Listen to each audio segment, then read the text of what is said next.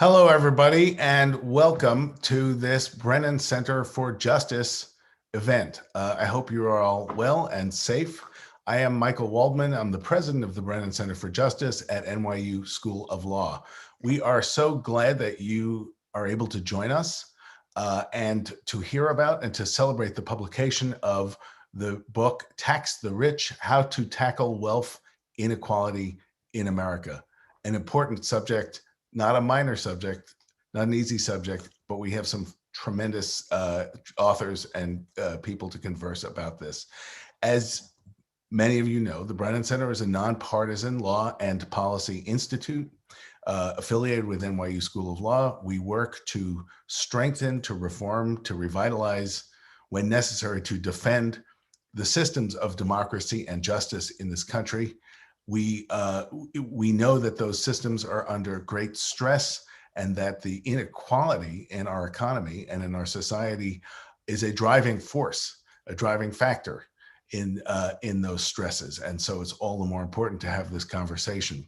We're very thrilled to have this event in collaboration with our producing partner, and we're grateful to our producing partner, the Roosevelt Institute, which champions new ideas and new leaders to make our economy and democracy work for the many and not the few. And it is a particular pleasure for us to welcome the authors of this book.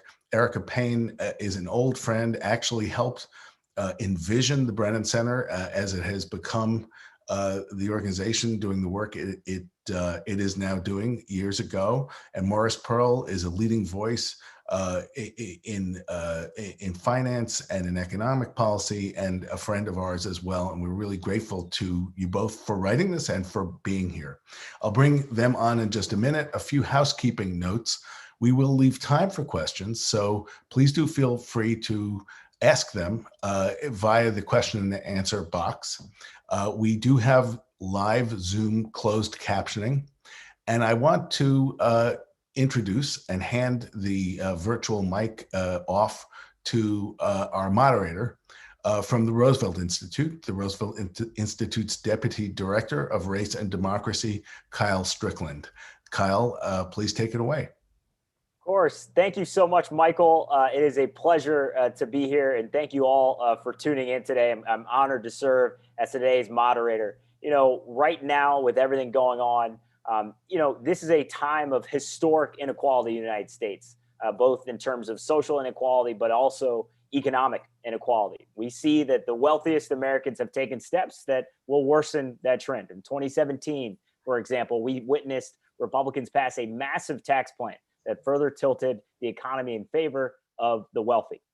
So Morris and Erica, they look at how the U.S. tax code has been structured to exacerbate both economic and political inequality. They explain how the tax code harms working people, how reforms can create a fairer economy, and the implications for our American democracy. In addition to writing this timely book, Morris is chair of the Patriotic Millionaires and former managing director at BlackRock, and Erica is the founder and president of the Patriotic Millionaires. We are grateful for our two esteemed guests. Please join me in welcoming Morris Pearl and Erica Payne. How are you doing, Erica? How are you doing, Morris? So good. Thanks, Kyle. So we're really looking forward to discussing this book and discussing your experiences. And right now, it seems like there's kind of this intensifying sentiment that both our political and economic systems are actually rigged in favor of the wealthiest and most powerful. Can you explain how tax policy interests with those conditions? And I'll hand it over to you, Erica, to open up with this first question. Yeah, sure. Kyle, thank you so much. And just a big thank you to Kyle and to Michael and to their teams at Roosevelt and at Brennan Center. I'm such a huge fan of both organizations, and they're just so essential in this fight. So thank you for all the work that you do. We're so excited to be here. So this is actually not a complicated story. Over the last several decades, working kind of in tandem, but sometimes just because they had the same set of incentives, which is to make themselves richer and more powerful than anybody else. A small group of really wealthy people who were very well politically connected started working together to rig the economy in their favor. And so how do you rig an economy? You start with the tax code. The tax code is essentially like the engine block of the economy. There are all kinds of things that go into an economy. People should understand the economy is something that is constructed by human beings with choices from like whether or not you're going to let a 5-year-old dig in a coal mine to how you tax something. And so Morris and I took that central piece of the economy and we tried to really climb into it and explain to people soup to nuts how it is that you can go about rigging an economy. And so right now, Kyle, about 70% of Americans, the vast majority of Americans of both parties, think the economy is rigged against them. And the news that we have for them is they're right. And how do you rig it? You start with the tax code. Wonderful. Thank you so much for that, Erica. And Morris, what are your thoughts right now with 70% of Americans believing and seeing it's rigged? What would you say about this moment and about how tax policy intersects with current conditions? I think for better or worse, we've seen it get worse over the last few years. The changes made at the end of 2017 have really exacerbated that difference. And you can look at the good side. People like me that own stock in companies like Amazon and Apple have become enormously more wealthy over the past few years. And not just related to the pandemic, but both before, during, and after the pandemic. And half of Americans don't own stock in companies. Half of Americans actually have to live on what they get in their paychecks every other week after taxes are deducted. That half of Americans have not profited at all from this enormous increase in the value of our stock market and our companies and things like that. And the disparity between the rich and everyone else has just become greater and greater and greater. And people have started to realize that. And so I think we've actually reached a turning point. Erica's been working on this for 10 years, trying to explain this to people since the beginning of the Patriotic Millionaires. And I think between it getting worse and the changes that were made roughly 4 years ago, 3.5 years ago, people are noticing, and we're finally seeing the political window moving in our favor. Ideas that were sort of off the wall 10 years ago and sort of fringe ideas 5 years ago are now being articulated by, members of the Senate Finance Committee. So things are changing. No, thank you so much for that, Morris. And that actually brings me to this question, and I'd love your thoughts on this, Erica. Morris brought up about, the differences if you own stocks versus the types of labor that people are bringing in day by day on their own paychecks and the differences on how that's taxed. So could you explain that a little bit more? Because people might not understand the differences between, say, somebody who owns stocks versus someone who doesn't and how that affects their taxes. Yeah, so right at the heart of the tax code is this premise that the government, or whoever happens to be in charge of writing the tax laws at that point, which we can get into, but the government has determined that it will value your money differently depending on how you make it. And so this is one of like the building blocks of the rigging. Okay, and we compare in the book two couples, the Workharts and the Slumps. Okay, so the Workharts, just to give you an example, if the Workharts go to work every day, 50 weeks a year, 40 hours a week, they make $100,000.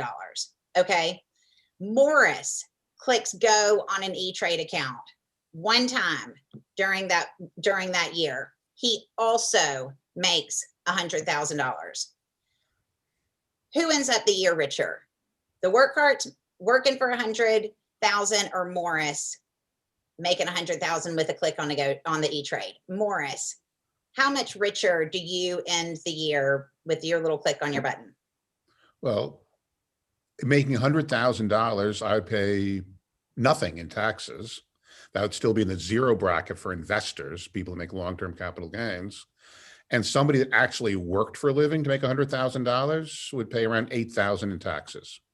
Okay, so then it gets worse from there, Kyle. So say that the next year I get a job for $400,000 and Morris pushes his button on his E-Trade account a little harder and sells up $400,000 worth of stock. Morris, how much richer do you end the year than the Workharts then? The difference would be around $38,000. I think that's what we said in the book.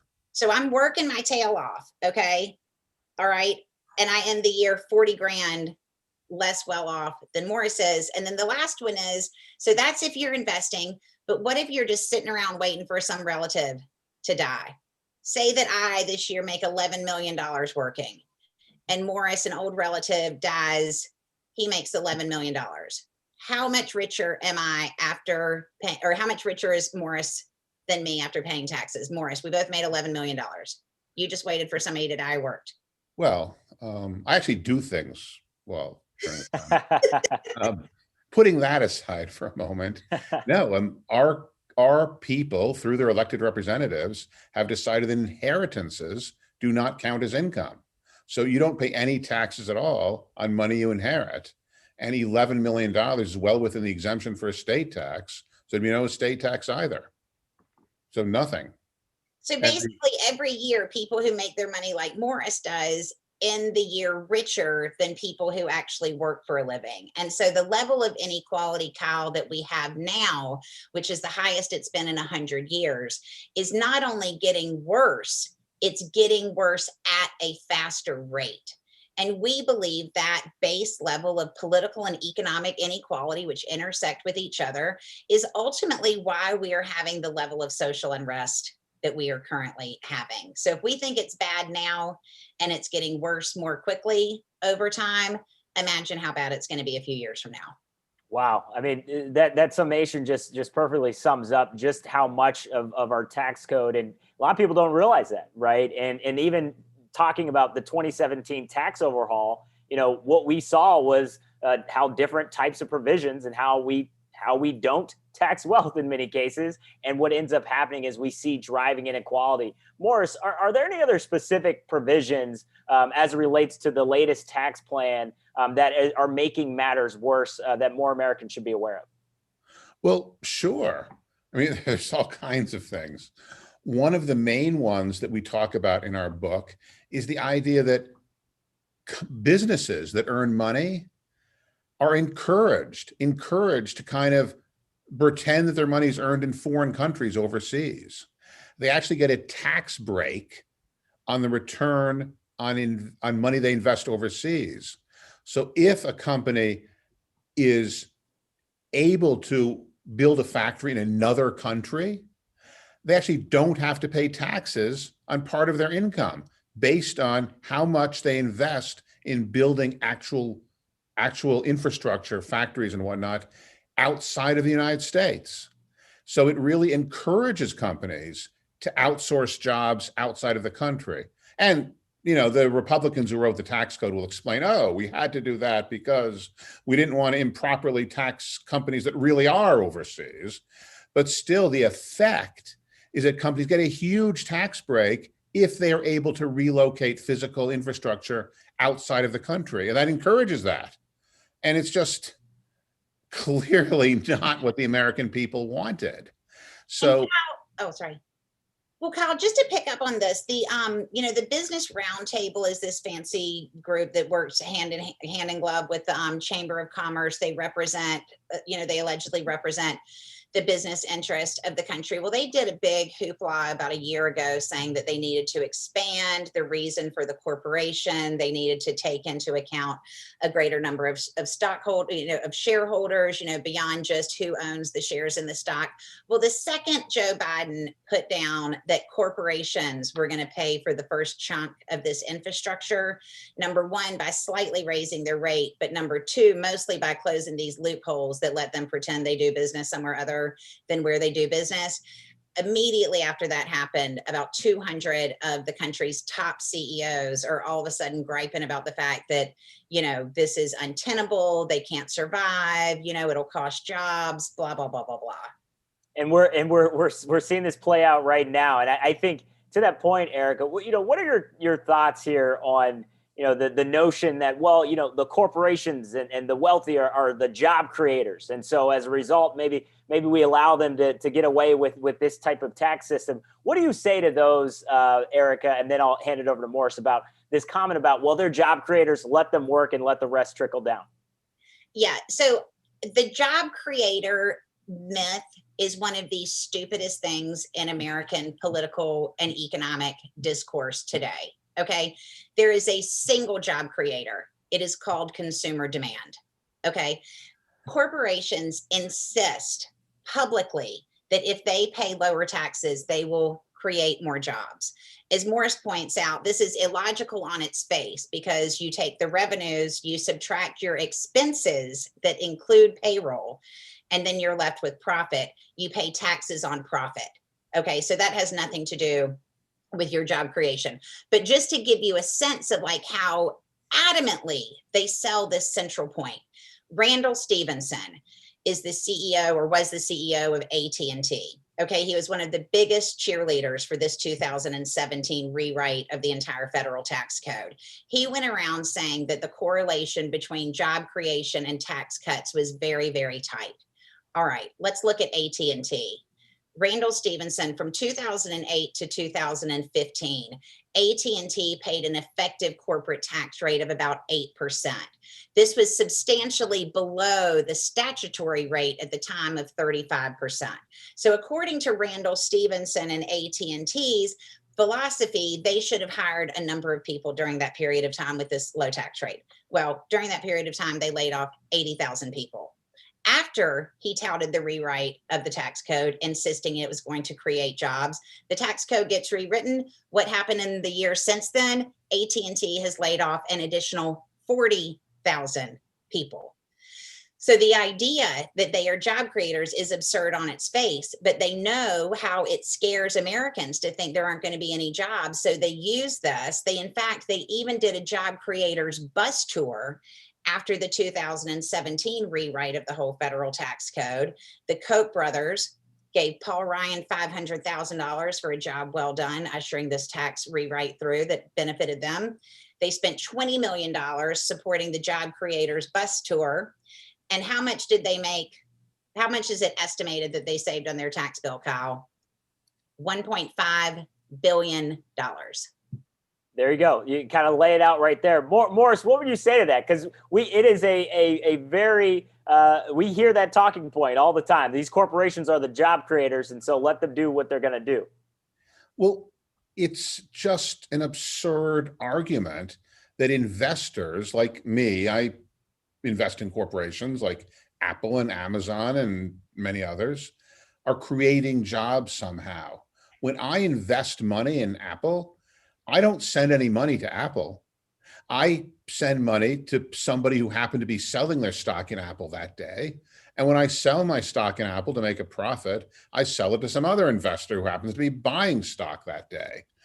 Apple made $100 million or so decades ago, and that's it. Ever since then, as the value of the company has risen from a few $100 million up to $1 trillion, by a factor of, factor of more than 1,000, that's been the people that own Apple, the shareholders, people like me, have made lots and lots of money, but that in itself has not done the company any good. It's because our value of our stock has gone up because the company is doing a good job selling things to people, selling iPhones primarily. So it's all those people who are showing up on Fifth Avenue, waiting in line to buy iPhones, that have created the jobs of all the people who make and sell and design and do all the other things that they do in Cupertino. So we're not job creators. It's like ridiculous. Before the pandemic, I used to walk in the halls of Congress occasionally and meet with a bunch of 20-something-year-old staffers who thought they were part of the Chicago school. They've never been to Chicago, and they think that like profits are fixed. So if you lower some part of the expenses like taxes, that means other expenses like payroll goes up. Well, because profits don't change. But no, anyone who actually knows a business knows that if some expenses go down, you don't look for some other expense to pay more for.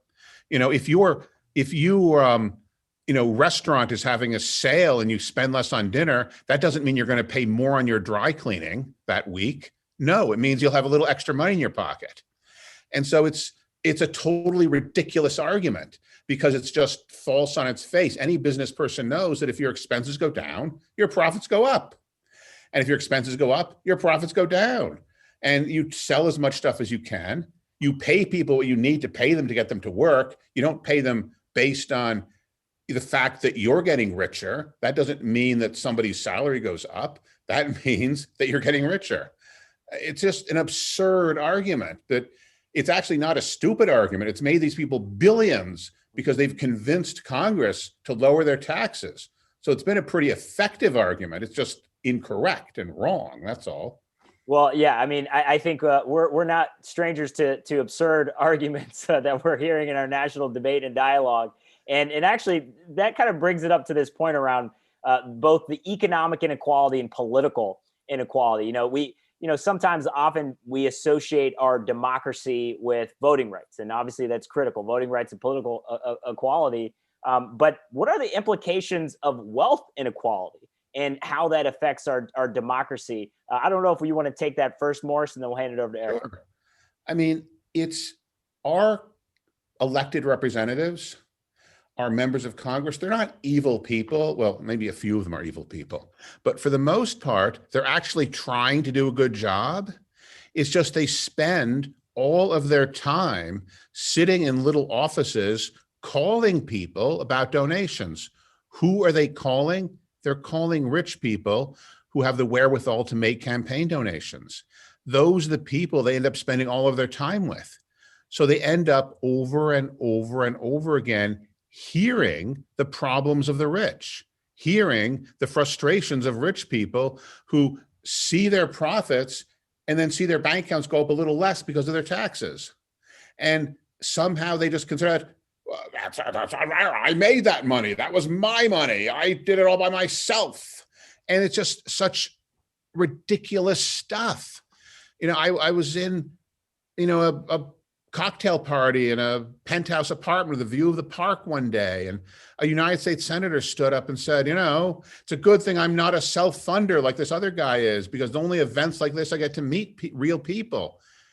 I thought to myself, you're at a party where people paid $1,000 each to spend a minute talking to you, and you think that we are the real people that you're supposed to be representing in Washington, D.C.?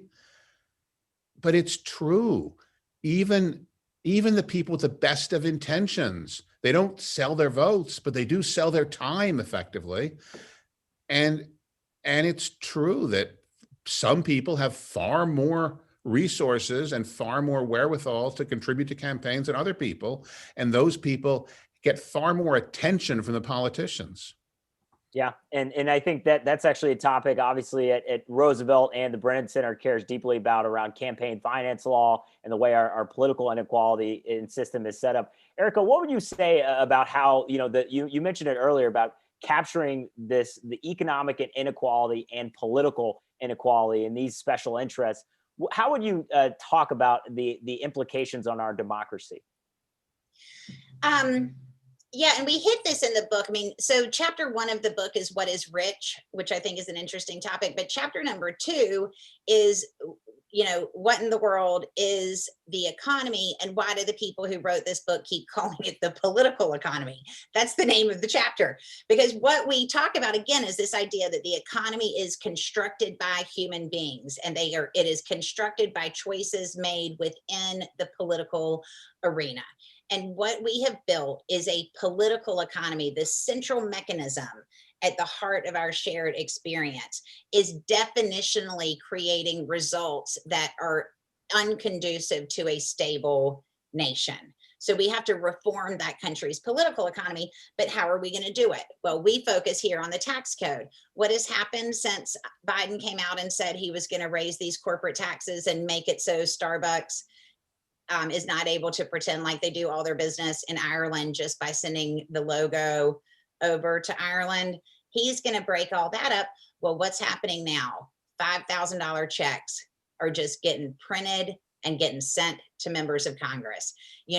People are getting lobbyists. Our K Street is going absolutely nuts right now. And they are going to take each of those $5,000 checks that they send to the Congress people, and they are going to assert their influence as much as is humanly possible. And then as the wealthy get wealthier, they want to keep their same point of privilege. And so they put in all the independent expenditures, the dark money, the all of this. So they just have more and more power. As Morris said, in a speech he gave one time, you know, all of these people are using their money to get more political power, and then they're using their political power to get more money, and it's destroying the country. And it's an entrenched cycle that we see over and over again. You know, what do you say to those who make the argument around, well, you know, people, they worked hard, they're making a lot of money, they're really wealthy. And so, you know, instead of taxing the rich, well, why don't we just do philanthropy? What if they're just, you know, donating money to good causes? Isn't that enough? What would you say to that, Morris, around those who say, well, how about we just do philanthropy instead of looking at taxing the rich? Well, look, philanthropy is a great thing. I'm all in favor of philanthropy. I send money to the Brennan Center every year. That's a fine idea. But that doesn't mean I should get out of paying my taxes. I'm also in favor of eating apple pie and sending a Mother's Day card to your mother every year. But that also doesn't mean you should get out of paying your fair share of taxes. You can't run a society on everyone paying whatever they feel like paying. It doesn't work that way. You can't run a country club that way. You can't run a country that way. Sure, I could easily raise $100 million to build a new concert hall on the West Side and have somebody's name on it in big gold letters. But it's a little bit harder to raise money for other things we need. We also need schools in the parts of the state where poor people live. We also need sewage treatment centers. We also need to fix the roads and the potholes and the highways on Long Island. And we need to make decisions, not by the rich people making all the decisions of how money should be spent and what's important. We need to make decisions in the democratic way. That's what we call the country democracy. We make decisions by voters voting through their elected representatives on how to direct society's resources. So no, that's the opposite of democracy. That's actually what you call fascism, when you have a few rich people making decisions on allocating society's resources. And I'm not in favor of that. Thank you. No, thank you for that, Morris. And to Erica, when we talk about, Morris just talked about, the different aspects of our democracy. How would you place America and the historic tax inequality that we see? How do you place that in the context both of history, and then how do we compare to other modern democracies? Well, so let me hit that a little bit differently, because we're in this really interesting point right here, Cal. I mean, this country is in a big whopping fight with each other. Okay. The political sides are just miles and miles apart. But this, basically the rich people are in charge. Okay. And the rich people are typically in charge regardless of which political party is in charge. So if you just look exclusively at the tax code, okay, and see what has happened to their responsibility and obligation to the country. After World War II, the top marginal income tax was around 94%. Okay, during the Eisenhower years, it was 91%. Historically, corporations had brought in about 30% of the revenue into the country. Okay, right now, top marginal tax rate, several decades ago, 94%, top marginal income tax rate, 37%. Okay, corporations used to bring in about 30%. Now they bring in about 7%. Who is in charge in America has changed countless times over the last several decades. But the tax rate for the richest people in the country and for corporations has gone in one direction. Okay, that's down. So if you're ever wondering, if you went to a dinner party and all of the people who didn't have any money paid for everything, and the guy eating filet mignon skipped out the back. I mean, that's essentially what's happening. Everybody's eating inadequate burgers, and the filet mignon guy is walking out the back door not paying his fair share. Well, how does he get away with that?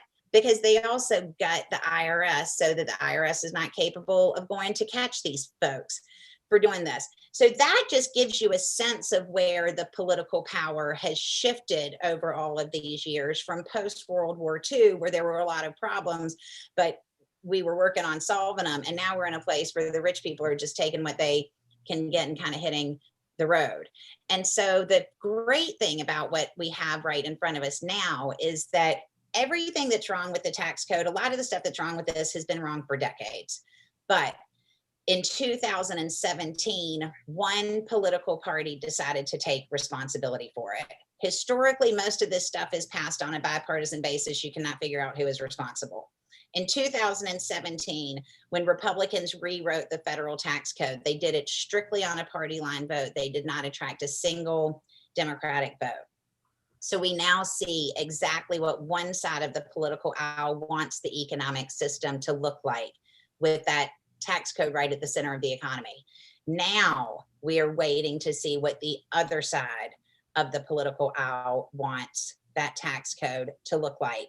And so that's as yet to be determined. You know, Biden's passed some stuff, but he hasn't passed those tax increases yet. Let's see where that ends up and whether that's a bipartisan bill or a Democratic bill.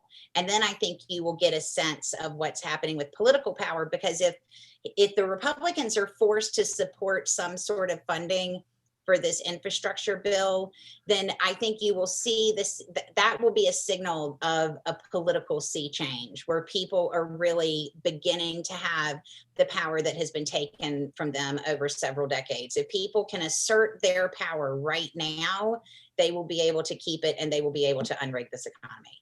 No, thank you for that. And that actually leads us right perfectly into the Q&A. You know, we talk about the very clear tilt of our economy and of our democracy and society towards the wealthy and big corporations, and less looking out for working people. And so how do you, we've got a question here about the need to restore and strengthen wage and labor laws and to protect working people. You know, how might some of these reforms be achieved? Morris, do you have some thoughts on this? Well, yeah, we do. I mean, part of the problem we've been talking about is the fact that working people pay higher tax rates than the owners of the businesses.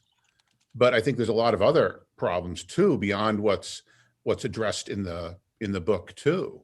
You know, we need things like power for unions that have been taken away for years by Republicans, and other things too, so that workers have more representation in government, people who don't have money to pay. But Erica can talk about that too, I think. Yeah, Erica, what are your thoughts on kind of some of those reforms moving forward? Yeah, so Kyle, we the Patriotic Millionaires is a group that's 10 years old. We focus primarily on the tax system, but there are two other legs of this three-legged stool that is the country's political economy. And so we work at all three of those pieces. The first piece is the reinvestment strategy through the tax code. The other two pieces, though, are that relationship between labor and capital. You know, that is, how much are you making for your work and who has power in that relationship?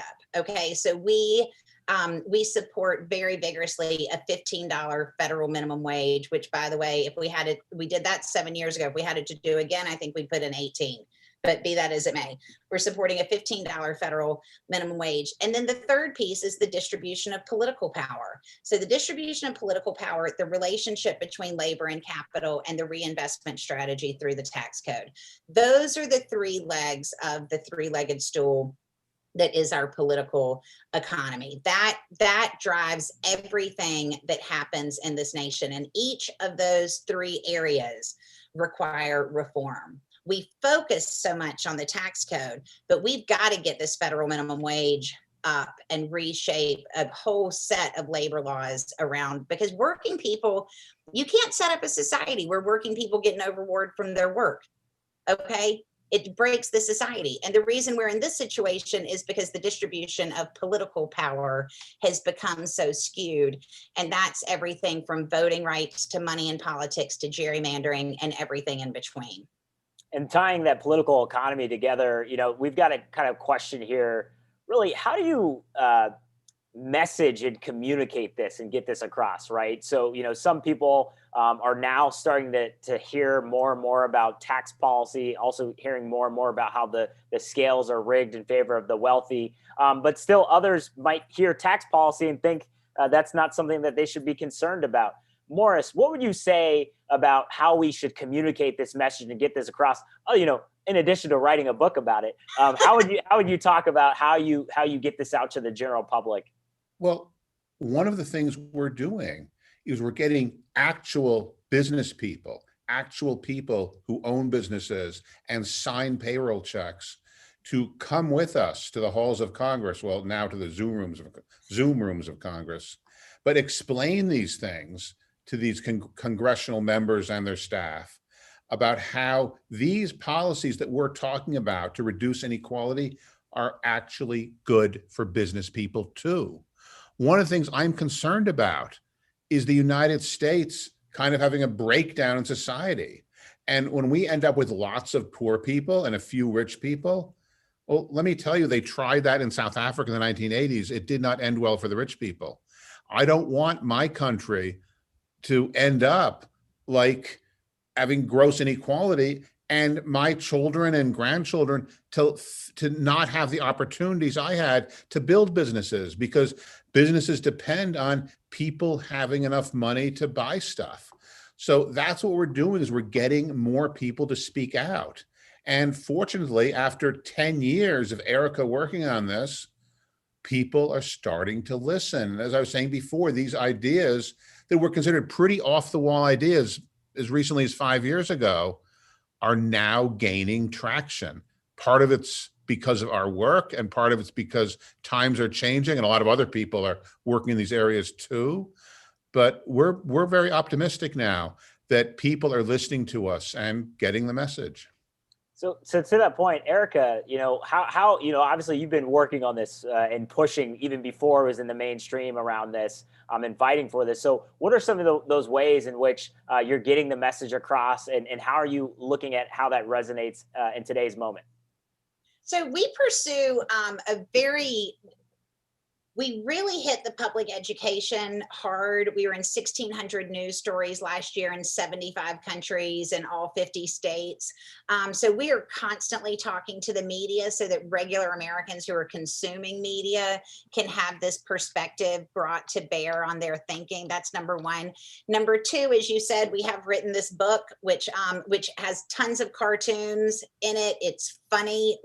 Our purpose in writing the book was so that people without accounting degrees could figure out what's happening in the tax code, because they make it complicated on purpose. And it really ultimately is not that complicated. It's a bunch of people lying and gaming a system, and lying more so they can game the system more. Like, this is a story as old as time itself. But we did break it down, I think, incredibly easily in this book.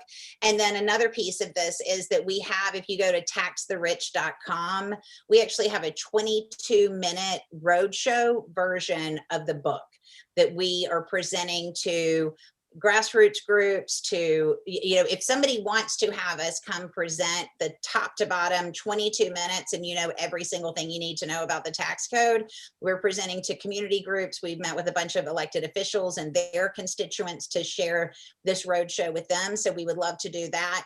And then the last piece of this, Kyle, is the lawmakers themselves. Okay, lawmakers, some of them are evil, some of them are stupid, but basically most of them are just like kind of regular, normal people. But they don't have reforming taxes as a priority. That's how it works in Washington. You may theoretically think something should happen, but if you do not make it one of your top 1, 2, or 3 priorities, it's not going to happen. Okay, so what we need to do is have those elected officials spend more time thinking about taxes. In order for that to happen, we need their constituents and their donors to ask them to talk about taxes. Historically, none of the donors would ask people to talk about taxes. And we now have a whole bunch of wealthy people who are donors into politics, who are donors into any number of civic institutions and that kind of thing, who are literally going to their lawmakers and saying, I'm not going to give you a campaign contribution if you do not work harder to raise my taxes. This is an essential piece of this. The Axios came out with a story a few days ago about how the Biden pollster has asked Democrats to go on offense, to talk loudly and proudly about taxes. It is time to have this conversation, and politicians in America have to be forced to have this conversation. And so if anybody's on the phone, literally call your congressperson today and just say, I want you talking about taxes. You don't even have to say anything else. I want you talking about taxes, and I want you taxing rich people. That's the whole message. And the more they hear that, the more they will do it. We cannot reform this country and save this country if we do not reform the political economy so that it naturally produces results that are conducive to a stable country. We have to reform the tax code. This is not an optional exercise. No, thank you. Thank you for that. It's incredibly urgent. And I think the last question I'll ask here before we close, a couple minutes here for each, is really, none of this can even be discussed without the context in which we are in right now, in the moment with the latest verdict that we saw, and continuing racial inequality in this country, gender injustice as well, and seeing all these inequities that are perpetuated with economic inequality that we continue to see. Morris, how would you, what would you kind of like to close with for the audience about why this is so important, addressing our tax code, addressing the ways in which the system is rigged, and how that will also impact all these other issues and social injustices in this country? Morris? Look, I can say I'm not an expert on every issue, and there's a lot of issues in our country, from criminal justice to education to many other things. But I do know about our economy and our finance system. And I can see with my own eyes how the legal racism from earlier in my lifetime, the 1960s, things like the way that subsidized mortgages were done by the FHA only in white neighborhoods by law, carries through to today. And that is part of the explanation why people like me, whose parents got subsidized mortgages many years ago, have more money to give to our children and grandchildren this very day than do other people my age and their children and grandchildren of a different race who look more like you, Kyle. And those things that happened a long time ago are still causing problems today and need to be addressed. And it's not being, and we need more policies to reduce inequality in our nation, to tax the rich, essentially. Thank you for that, Morris. Erica, about a minute or so to close on this point about how this connects to all these social inequities. Yeah, look, a small number of people stood at the drawing board and they created an economy that works for them. The only way that they are going to be able to keep the economy that works for them is by using cynical political operatives to divide us by race and other factors. This is a deliberate strategy. They want us to be separated. They want to create divisions among regular working people in order to maintain their power and money. It's not more complicated than that. Wow. Well, this has been an absolute honor to be a part of this conversation. And thank you so much for this fascinating discussion today, Erica and Morris. And again, I want to thank, on behalf of the Roosevelt Institute as a producing partner, I want to thank the Brennan Center here. Again, my name is Kyle Strickland. And I just want to give a quick note for the Brennan Center before we leave. Stay up to date on key issues impacting our democracy with weekly analysis and insights from Brennan Center experts, and then sign on to their briefing newsletter at brennancenter.org/briefing. We look forward to seeing you at the next event. Be sure to register at brennancenter.org/events. Thank you all for coming, supporting the work of the Brennan Center for Justice. And thank you so much to our panelists, Erica and Morris. Take care. Thanks, Kyle. Thank you.